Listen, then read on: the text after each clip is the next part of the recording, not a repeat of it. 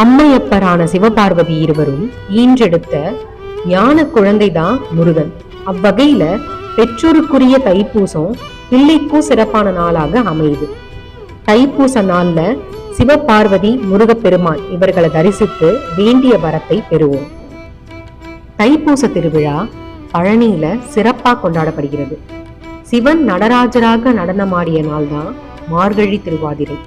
சிவனும் அம்பிகையும் இணைந்து நடனமாடிய நாள் தைப்பூசம்.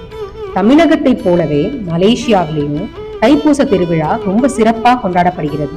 அன்னைக்குதான் 10 மலை முருகன் வெள்ளி ரதத்துல கோலாகலமா பவனி வருகிறார். சமேத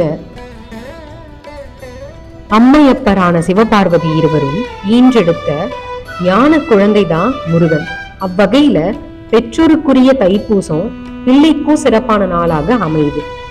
தைப்பூச நாள்ல சிவபார்வதி முருகப்பெருமான் இவர்களை தரிசித்து வேண்டிய வரத்தை பெறுவோம்.